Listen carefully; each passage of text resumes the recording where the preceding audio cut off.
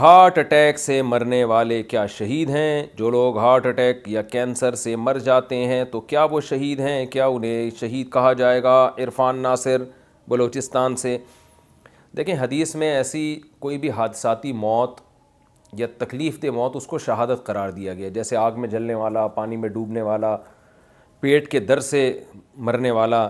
تو الگ سے ہارٹ اٹیک کے بارے میں یا کینسر کے بارے میں میرے علم میں ایسی کوئی روایت نہیں ہے، لیکن اللہ کی رحمت سے امید کی جا سکتی ہے کہ یہ بھی ناگہانی موت ہے، اور تو تکلیف دہ موت ہے، تو شاید اللہ اس پہ بھی شہادت کا اجر دے دے۔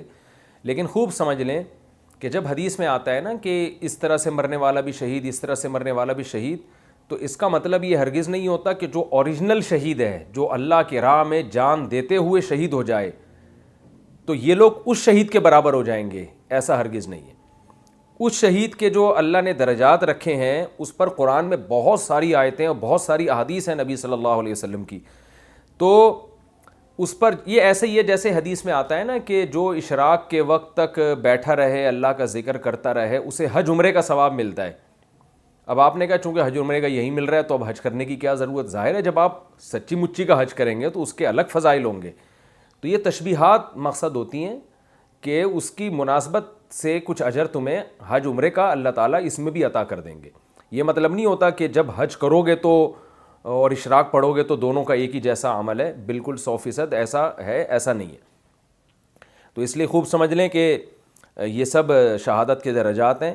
پیٹ سے عورت اگر پریگنینسی میں موت واقع ہو جاتی ہے وہ بھی شہید حدیث میں آتا ہے، تو ہم اللہ کی رحمت سے امید لگا سکتے ہیں کہ ان کو شہیدوں والا اجر ملے گا۔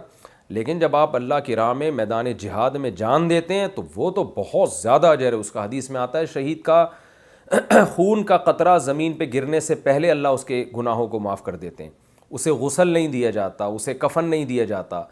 تو بعض علماء کے نزدیک تو اس کی نماز جنازہ بھی نہیں ہے، اگرچہ فقہ حنفی میں ہے نماز جنازہ، لیکن بعض علماء کے نزدیک تو نماز جنازہ بھی نہیں ہے۔ تو وہ والے احکام بہرحال اس شہید کے جاری نہیں ہوں گے، لہذا ایسے لوگوں کے نام کے ساتھ شہید ایک لقب کے طور پہ نہیں لگانا چاہیے۔ یعنی ایک لقب ہے نا، ایک وہ ہے، یعنی ایک ہم کہتے ہیں نا کہ ایک خاص قسم کا ایک نشان دے دیتے ہیں کسی کو، نام کا جز بنا دیتے ہیں، جیسے فلاں شہید فلاں شہید۔